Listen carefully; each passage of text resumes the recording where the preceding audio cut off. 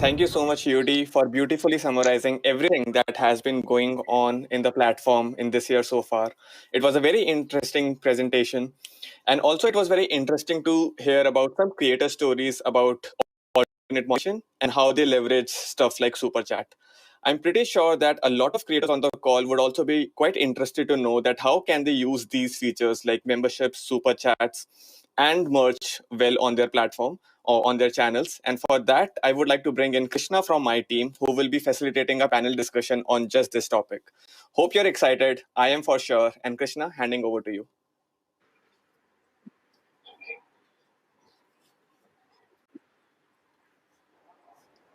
And I hope you've been enjoying the day as it's been going.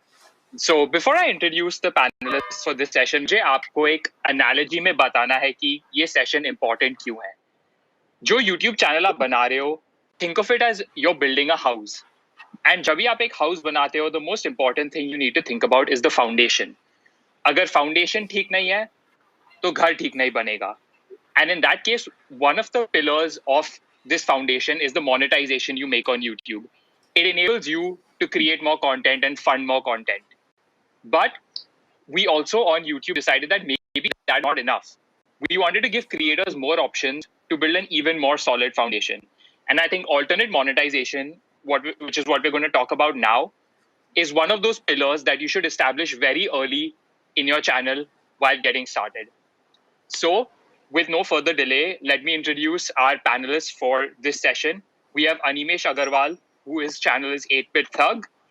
We have Saloni Srivastav, CA Rachna Fadke-Ranade, who you saw on UD's presentation, and Prema Nura from the channel Let's Make Education Simple.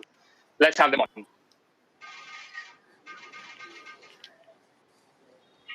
Hey folks, how are you all doing? Hello. Hi. Awesome.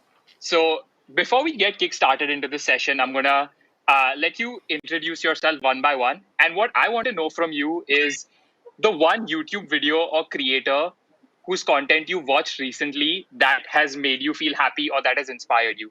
So Rachna, why don't we kick off with you?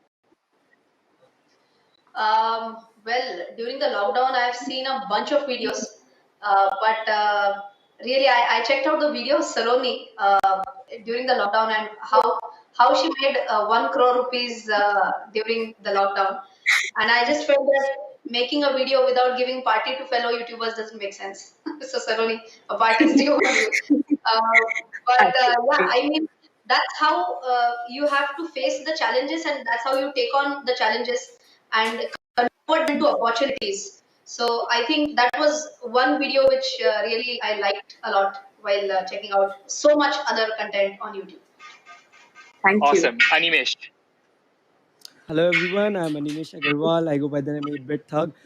I have a gaming channel and I also manage a lot of creators. So basically, to be honest, I don't get too much time to watch non-gaming content because I have to manage a lot of creators and keep advising them. But one of my most favorite from India is Bhuvan, and I love the episode that he came out because it's about what made me happy. I really had a good 6-7 minutes of laughter, and I definitely believe that I mean, like they have always been very inspiring. Bhuvan has been very inspiring to me, and I believe that this is the episode that I absolutely loved. His latest episode is a cracker.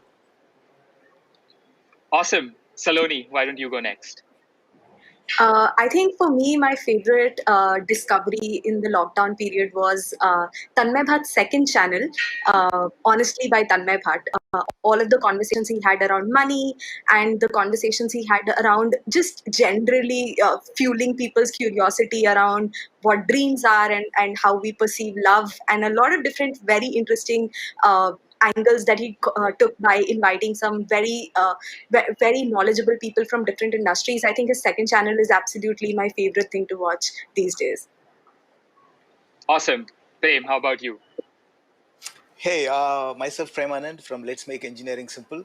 I love to watch more science and technology videos. Recently, the video that I liked was Mark Rabo's video. He made a world record elephant toothpaste stuff. It was really exciting. That's the one I loved, really. Awesome. Thank you so much for sharing that, folks. So let's get into it. Now, like I said before, finding other ways of monetization, both within YouTube and even outside of it, becomes an important foundation for a channel to, kind of grow over time. And the four of you have had extensive experience with doing this.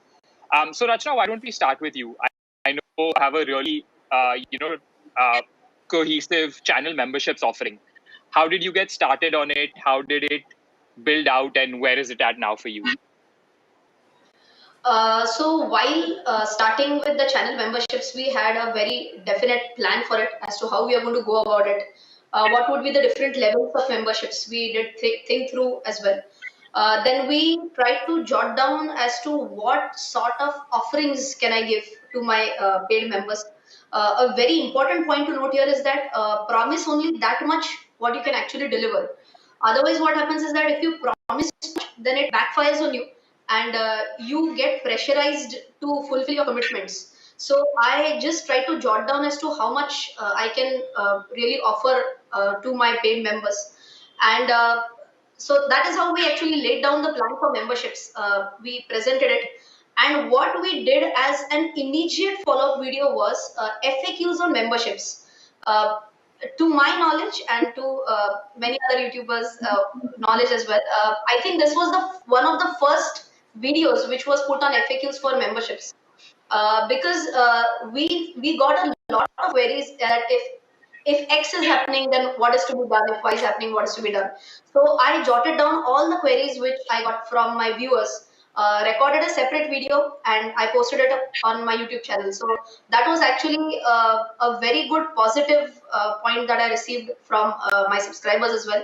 Uh, After that was also done, now the big challenge was how to increase the memberships during the lockdown, because that was the time when shooting videos was a very big task, doing everything from home with my child around, everything. All that was a big question mark. So what we did was we introduced a separate theme called as Chai Pe Charcha or something like that. Chai Pe Stock Market was what we called it. And every day used to come live at 6 in the evening. And that was a members only chat which I introduced. So anyone was allowed to view, but if you were to chat with me, then it was a members only theme. So I think that got a lot of memberships, added a lot of memberships to my channel. So that's how I took benefit of lockdown and introduced a separate segment, which I continued throughout the lockdown. So I think the two things जो मुझे striking लगी for your memberships journey, one was listen to your audience, see what they want and how they are responding to your memberships and iterate your offerings that way. And the second thing is build that sense of community. अगर आप community tab पे post करना चाहते हो as members only, or you want to do a live stream with members only chat, I think that sense of community really fuels them. And Saloni, why don't you tell us? I know that you kind of took memberships in a different way by starting your own program, which Rachna referenced earlier, where you made that video about how you made 1 crore in these 3 months. Why don't you tell us a little bit about how that went? Right. So I was always my channel was always about teaching people about how to grow a side hustle, how to start making money by taking up projects on the side. That was a very recurring theme that I had on my channel. And while people loved those kind of videos, I used to often get questions around how do I get started, how do I figure things out. So a lot of what I did was listen to the kind of questions that audience had for me, and I took that feedback, decided to create a curriculum around it on everything that they were regularly facing problems with. So I created a full curriculum and I packaged it as a course with a live coaching program associated with it, and I launched that to my community about 3 months back. I launched it with very minimal expectations, knowing that it was a completely new ground and nobody knew. I wasn't aware of how much of a demand something like this would have, but I still wanted to try it out because I think lockdown was when the routine was shaken up entirely, and I wanted to really try and see and try and figure out if something new could work. So I launched that, and the response was pretty great. We just yesterday we closed 2,000 signups for that. So we have about 2,000 students who are in the academy now. And the way we work is I have a complete structure where the students who want to come in enter the academy having absolutely no idea about what they want to do. They just have a basic idea that, oh, I want to do something beyond just my 9 to 5, where my job pays my bills, but I want to like sort of also build my empire on the side, the kind of things that I did when I started out on YouTube. And I sold that idea to people. So a lot of people joined thinking, okay, I don't know what I want to do, but I want to do something. So in the program, they enter, they discover their hidden talents, they discover what they can do, and then they get all of the business knowledge and all of the technicalities, everything that they need to learn. These are things that I've learned having spent 3 years in the online internet industry, and I share all of those secrets with my students. And there's a recorded curriculum, and then there are live coaching sessions that I do with them every week. So I sit down with them, I answer all of their questions, I do all of that.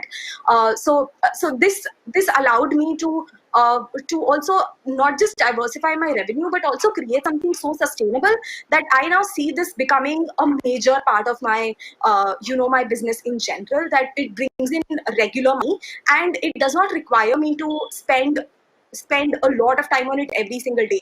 Once I've recorded the curriculum, once I've created the entire curriculum, my job is done.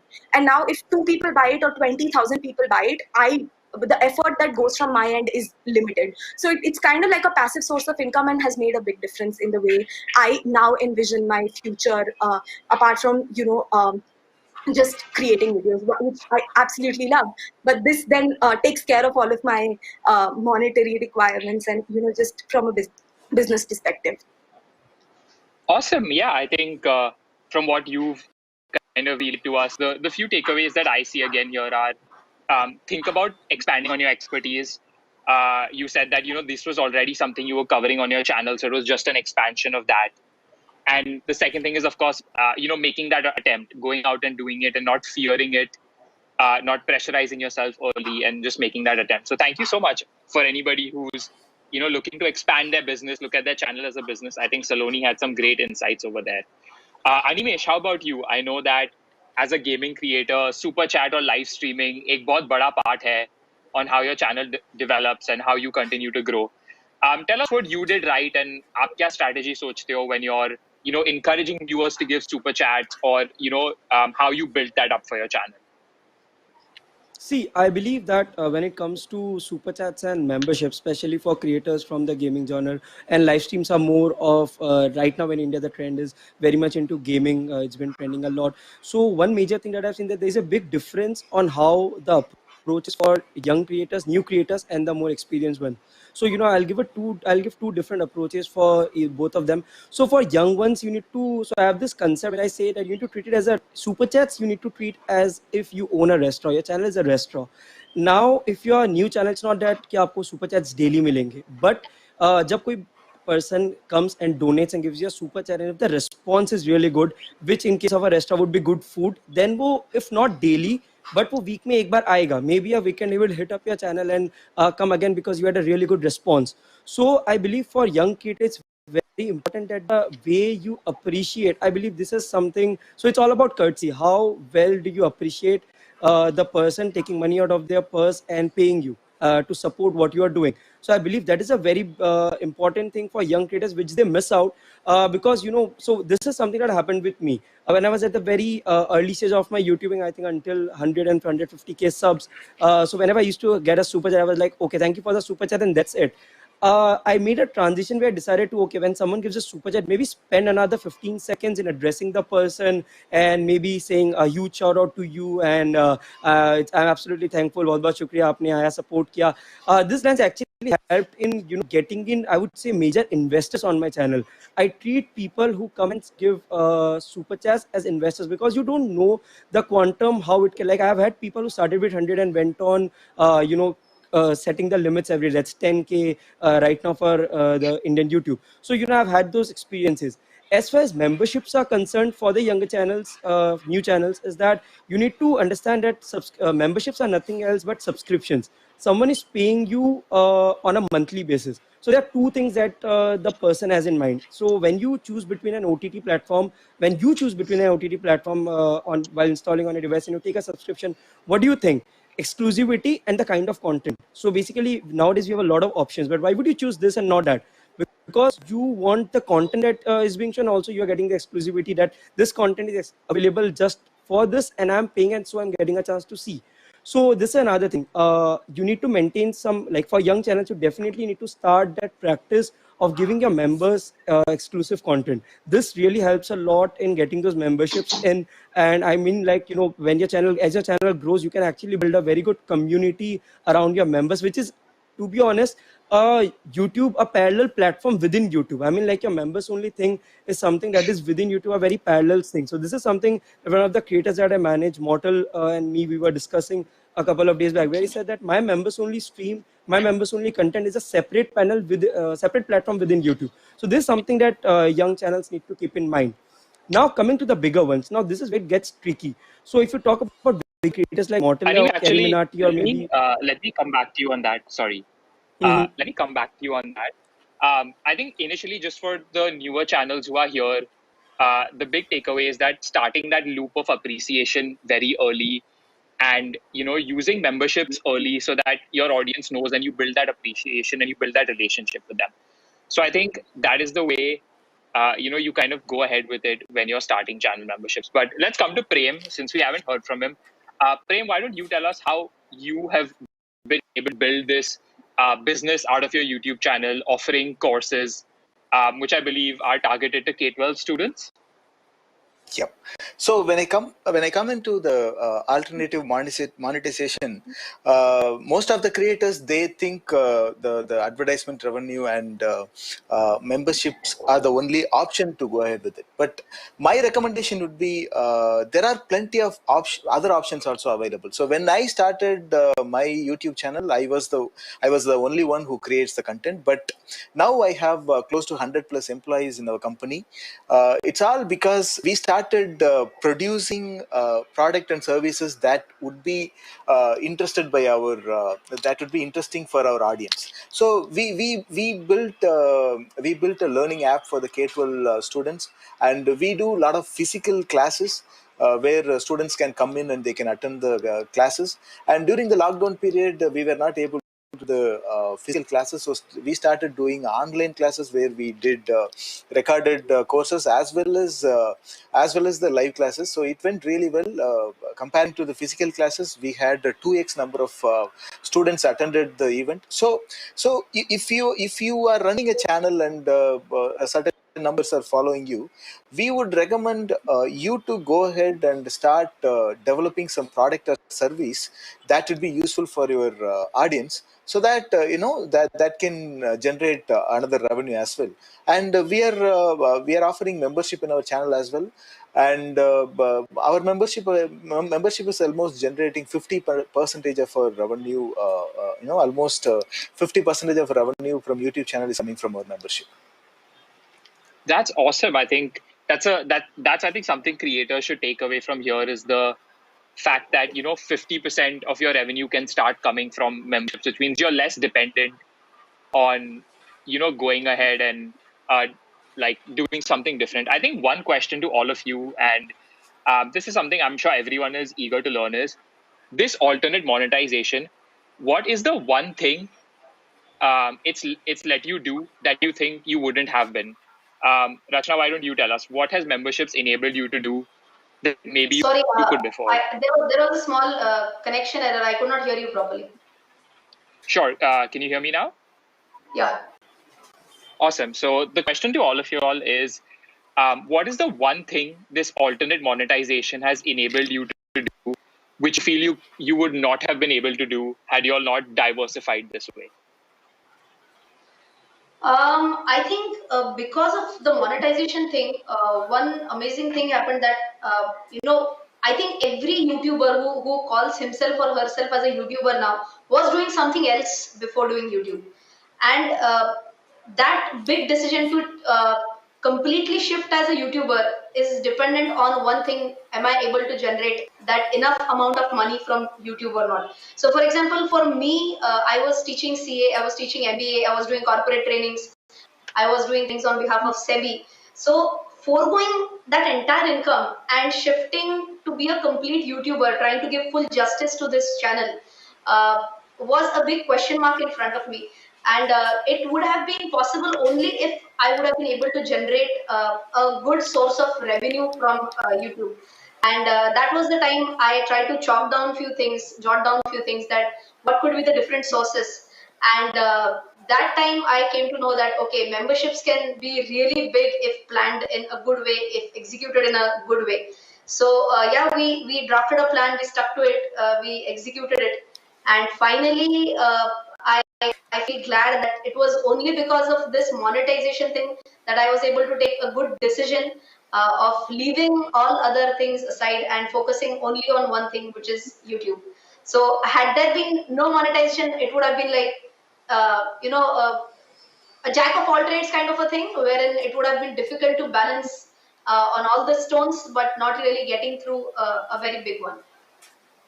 Awesome. So I think that sense of freedom is something you want to put. What about you, Saloni? What did it offer you? For me, the biggest benefit of having alternate streams of revenue has been the fact that I was actually able to grow a team. Because when I started out, I was doing everything myself, and while it's fun in the beginning because you are really excited about every little thing that happens, over time it just got a little too much for me to manage every little aspect, because I have a line of products, I have my course, I have other one-on-one mentorships that I do, as well as my YouTube channel. So it got a little too much for me, but because of the alternate revenue streams that I was able to generate because of YouTube, I now have a team of about 5 people who work with me. I'm easily able to delegate responsibilities to them, and I keep most of the strategic decision making to myself, which allows me to also think of new ideas of growing the business and making it more robust over time. Awesome. And then we'll go to Prem. I think you said you have 100 people now working, but what is the one thing that alternate monetization has enabled you to do? So obviously, obviously we increase the team number of team members so that they can think freely and come up with new ideas. So whenever we create a new content, we always think we need to give something better than our previous content. So obviously you need funds to produce better content and to offer the better quality content. So obviously it helped me to expand the team size and give very quality content to my audience. Awesome. Thank you for that.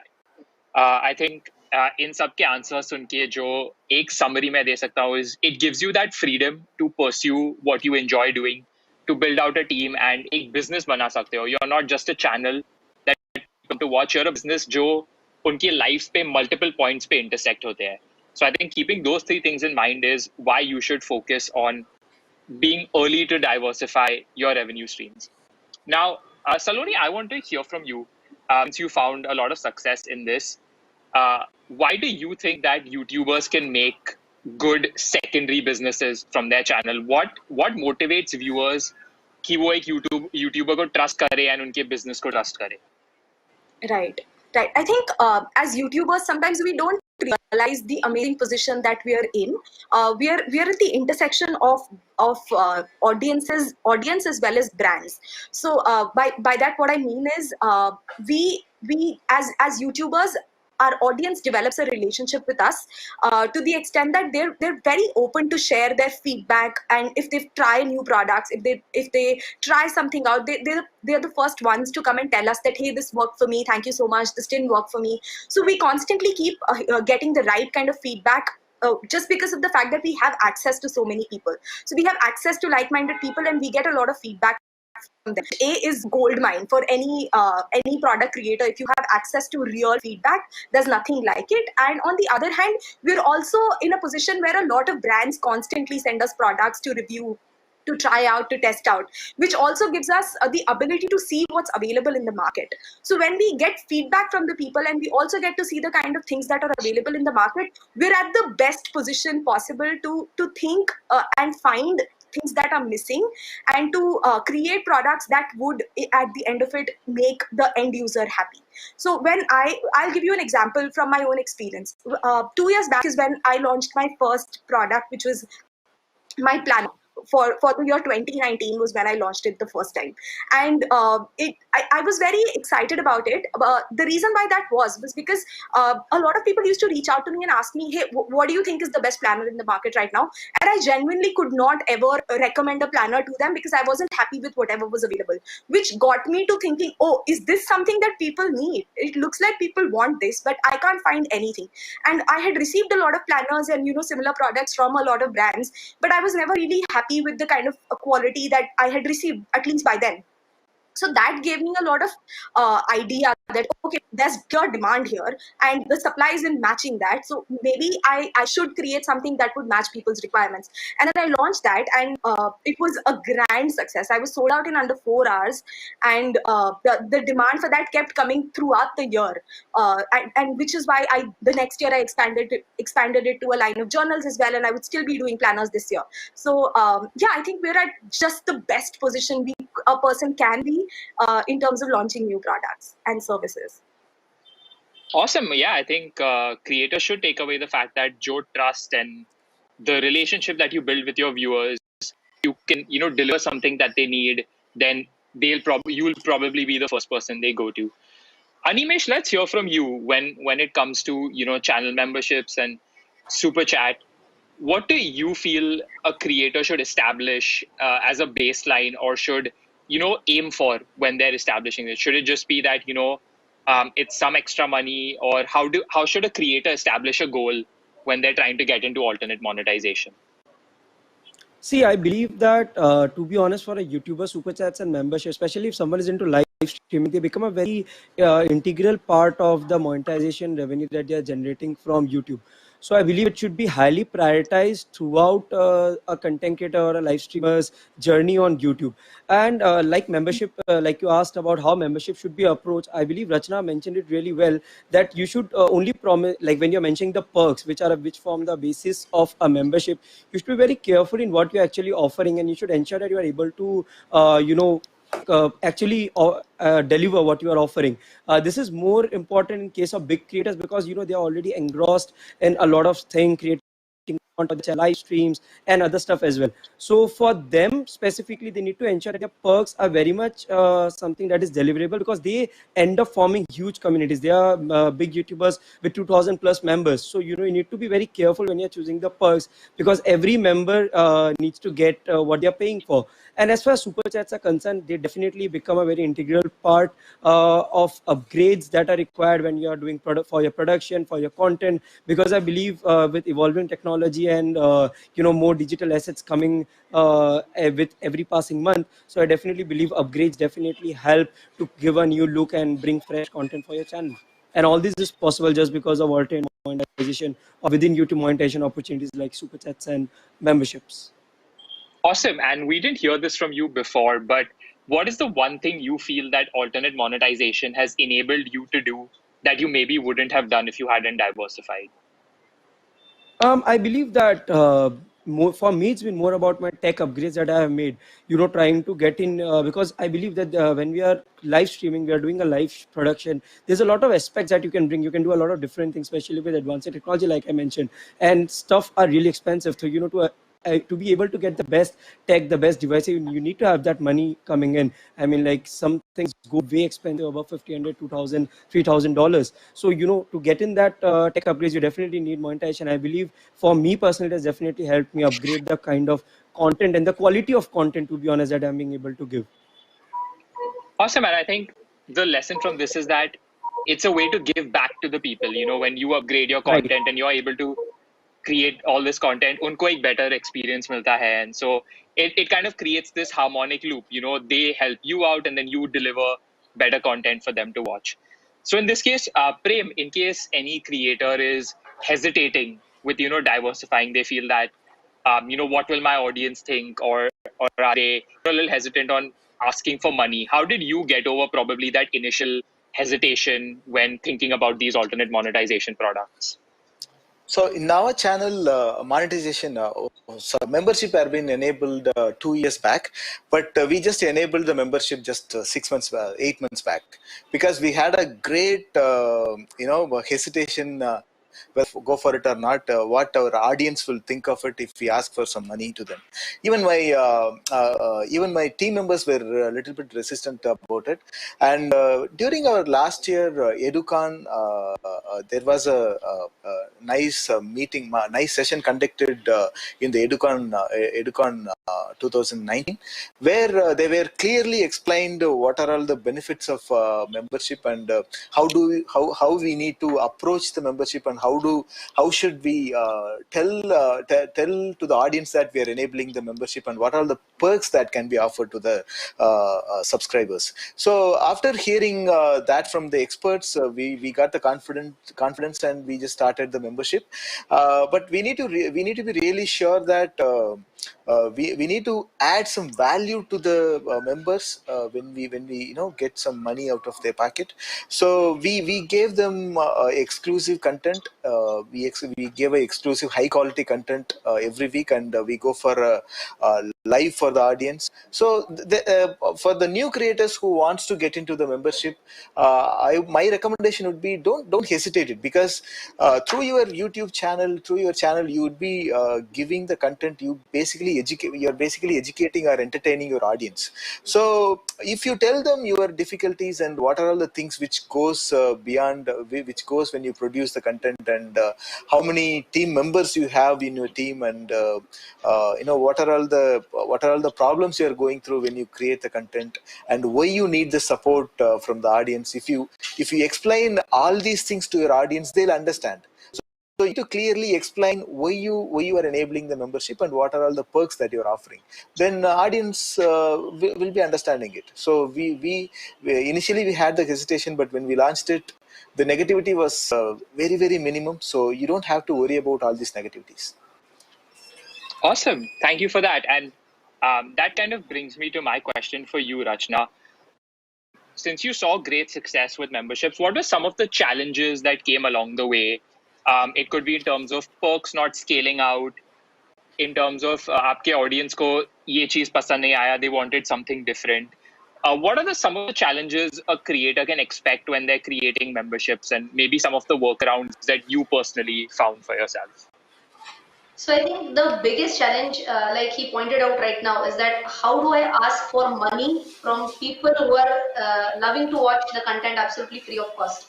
So me and my team, we sat down for this and we discussed that how can we, go about this problem solving of asking for money from people. So the first thing I told in my video about memberships was that the regular content which I put on my channel, like I put a video every Wednesday, every Saturday. So this content is going to continue. Not even 1 week will pass by where this content will be substituted by the membership content. So whatever free content you want to get, that is there for sure. But if you want to upgrade your skills in research in stock market, if you want to know a little bit more beyond the boundaries, then it makes sense to go ahead with memberships. So what we did was we had 3 levels of memberships. We still do have 3 levels of memberships. One is like a student level of membership, wherein we give them normal theoretical content, which is posted every week. Then one is an investor, and the other one is a pro investor content. And in the pro investor, we promise them that, so generally YouTube videos are like what, 10 minutes, 15 minutes maximum for me. But in a pro investor, we have given such videos wherein it will be a 360-degree analysis of an entire company, and which runs to almost 45 minutes for a single video. So that is where we talk about exclusivity of content, going much more deep down into the company analysis, and then making them more efficient and enabling them to do their own research is what we focused on. So I think the main catch was that how do I convince people to pay? We resolved it by saying that if you want to learn to do your own research, then you opt for memberships. If you just want to be a person who just digests whatever is coming from me and don't want to use your own brains, then you can go ahead with the normal videos wherein you don't think and research on your own. So we try to create a Awesome. bifurcation for that. Yeah. Really great. I've just been told that there are a lot of audience questions for this session. I think everyone's been super inspired by the message you all are sending. So I'm just going to quickly summarize some of the things I learned. I think ek hai ki, don't firstly do it early and do it well so that it establishes a precedent. Don't hesitate initially. Experiment a little bit. Remember that आपके audience आपको trust करते हैं, and that's why you make a good value proposition. Which is why it's really good to do this. And then finally, it will enable you to do what you want to. It will give you that freedom and that opportunity that you're yearning for. So thank you for that, all of y'all. I'm going to take the first question. This is from Vipin Arya, and it's open to any of y'all. His question is, if my channel is doing well with one particular topic, but I want to change and I want to experiment, how do I do it? I have about 1.5 lakh subscribers and my audience maybe doesn't seem to enjoy it when I experiment. So how would you approach maybe a bit of a content pivot or, doing something new on your channel? So if I want to just answer this in short, maybe what can be done is just try to upload one video per month which is outside your genre. So for example, I do sing as well. So I have some content on singing on my channel, but if I keep on posting it on a weekly basis or a bi-weekly basis, some viewers might get irritated. So what you can try and experiment is just one video per month, and you can take a small poll as to did you like this small change. If you are liking it, we can make one video per month or something like that, and then based on that he or she can continue trying out, experimenting out on a newer genre. Awesome. The next one is for Animesh. How do you stay motivated when a lot of people aren't watching your stream? This is from Siddharth House says. Yeah, I believe that it's for a content creator. The first thing is first priority should be creating content and not chasing numbers. Even at from 100K to even if you reach millions, if you are chasing numbers from the very beginning, I believe that that's a very bad goal or a motto to continue on YouTube. Numbers can never be the thing. Numbers are something that would come naturally if your content is good. So I believe the only motivating factor is that maybe live streaming or creating content keeps me happy, and I love to do what keeps me happy. And if I am able to even keep other 200 people happy, I think that works for me. It's all about a very subjective thing. It all depends upon to creator why are they on YouTube and what exactly fulfills their goal or motto of being on YouTube. Awesome. So we have Chilby who asks how to start super chat and memberships on your channel. Prem, I know you briefly touched on this, but do you want to give the 1-2 steps you did? I know Rachna also spoke about the research she did, but Prem, do you want to give the 1-2 steps you took before launching your memberships offering? Sure. I had a detailed discussion with my team before I start the membership and asked what are all the perks that can be offered to our audience. So most of my team members were suggested we need to give a fresh content to the audience. Then only they'll come and subscribe for the membership. So that is the only one thing what we did. And the other thing is we had two plans in our membership. One is silver and other one is gold. For the gold members, we offer the behind the scene videos. So when you make YouTube videos, our audience would love to see what are all the things that are going in behind the screen. So I would suggest creators to give behind the screen videos as well, because your audience would love to see that. And other thing is live sessions, because most of the time your audience watches your recorded video and they want to see how you will be in the in the live. When you go for a live, what kind of person you are, every of your audience, every audience would love to see that. So I would recommend these three things. You can go for live and exclusive content and another behind the screen videos. Awesome. Thank you for that. The next one is from Saloni. It comes from Sonika Agarwal. How important is it to make a website for myself or my channel other than my YouTube page? Right. I think it's. I wouldn't say it should be the first step that you take. It's not absolutely necessary for a complete beginner to divert their energy into making a website, because it can be a slightly time-taking process. But as soon as you can get to it, try to get to it, because apart from the kind of visibility and exposure that YouTube gives you, Google is also a really powerful platform. And your website, if you constantly update blogs and if you constantly write there, it could really help you in establishing a personal brand for yourself. Over time, if you're looking to venture on to launching your own products and services, the website also acts as an authority builder. When people find your YouTube videos, they connect with you, and the website also gives them a sense of trustworthiness with you, and they're able to connect with you easily if you have a website. Very rarely do people go and buy products and services from people who don't have websites. So that's just an authority builder, gives you a sense of personal branding. Websites are also very, very important, especially when you're approached for speaker opportunities. If you want to be approached by media to get featured in their articles, the first place where they go and they find you is your website. So having a presence apart from YouTube on Google is always a good idea. As soon as you can get to it, I would highly recommend that you do that. Another important factor that website also contributes to is the fact that you can collect email IDs of people. Like you can always have access to your audience. You can offer a freebie on your website. Any free resource, could be a checklist, could be a downloadable something, and you collect email IDs of people so that you can start your own newsletter. You can start getting in touch with them, not just on a video platform but also otherwise on different platforms. So that's just a way of way for you to diversify the kind of relationship that you would want to have with them. So yeah, in my opinion, it's important. But if you're a complete beginner and if you've just started out on YouTube, I think your initial few months of attention should go on YouTube, but over time, as soon as you can get to it, a website's always good to have.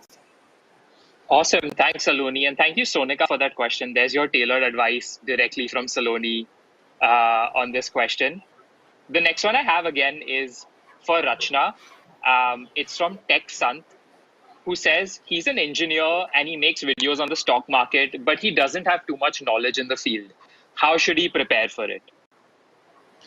I think that getting more and more knowledge about stock market is by giving yourself more and more exposure to newspapers, business newspapers, to my YouTube videos, and also to different business channels, right?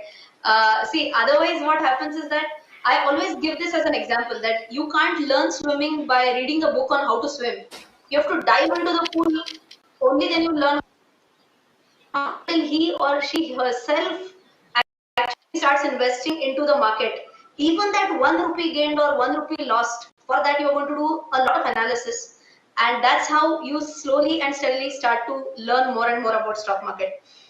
See, I personally feel that stock market is not like, it's not very difficult to learn. A person who is an engineer has a lot of common sense with him.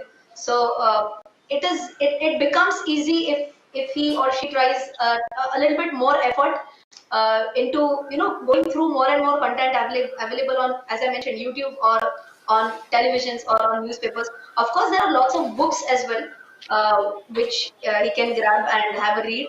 Dhandho Investor is a good book. Rich Dad Poor Dad, I'm sure everyone knows that's a good book as well. So yeah, books can also be a good resource to learn more about stock market. Awesome. Thank you for that. Thank you, Tech Sant, for your question. We have one from Commercials World. This is for Prem. They have recently started an educational channel. How would you suggest they go forward from here? What is the kind of content they should focus on? So you need to experiment with a lot of content. So when I started my own channel, I started my channel with a blackboard where I explained the concepts in the blackboard, and later I found that the engagement was really less. So then I started adding few animations to it. People loved it, and then and then I got a I had my one of my team. I added one more team member to the team, and he gave some creative ideas, and then we started adding few dramas to the educational content. So it worked really well. So you need to consistently experiment with your content. Then only you will understand the pulse of the customers or pulse of your audience. So you need to experiment. There is no success formula. You need to explore and find one. Awesome. Thank you for that. This is a really, really good question by Nayana Premnath. And I think, Saloni, you might be able to give a good answer for this one. How can one bring in additional revenue if selling products is against what you preach on your channel? So her channel is about sustainability. Their channel is about I know the sustainability. channel. Yeah. Yeah, so she would love to hear from you then. Right. No, I completely understand. So, on my channel as well, I talk about minimalism. It's one of the recurring themes that I have on my channel. So, for me, when I was launching my own planners, it was something that I was, very aware of. The fact that I regularly tell people to not spend money on things unless they absolutely need it. So, I was also personally aware of this fact. Now, the important thing for you to realize is the kind of product that you launch. If your product is feeding into the consumerism game and is feeding into that, then you may come across as a hypocrite, and it might backfire with your audience. But if your product genuinely solves a problem and is something that a lot of people definitely uh, do need in their lives to make their lives better, then that's something that all ideologies preach, that you should have things that make your life easy, that make you happy, and that truly genuinely fulfill a need that you have. So for me, because planners are something that I think is it's one notebook that lasts you for an entire year. It's something that really helps you organize your life and make it structured. So when I was launching it, I didn't have an ounce of guilt in me that oh, I was launching a product, I was asking people to spend money on something that wasn't needed. I was convinced myself that it is definitely a good product to launch, and people genuinely will find need for it. Now, given the fact that Naina, you speak about sustainability, and you speak about in your space, I would love for you to think in the direction of launching. So the best kind of sustainability, buying products, but the next best alternative to that is buying products that can help you recycle a lot of that can help you recycle things or get into sustainability habits. I know that you speak a lot about composting. I know that you speak a lot about using reusable items in your lifestyle. Now, these are some lines that you can consider launching, which would be completely in line with the kind of method ideology that you speak about on your channel. Another aspect to this would definitely be not looking at products as products, but looking at products as services. You can think of launching consulting services. For example, if somebody wants to move to a more sustainable lifestyle, they could hire you as a sustainability coach, and you can help them turn their life around. That could be a product which is kind of like a service that you can offer to people. So a lot can come from the space that you're in, given the fact that as long as it stays it feels happy in your head, that I'm not doing anything wrong. You would be the best judge of that. You would know when you're talking about something and you feel guilty inside, that you're not heading in the right direction. But if you don't, in most cases, especially if you launch something that's around your niche, I think you should be good to go. Awesome. Thank you so much for that.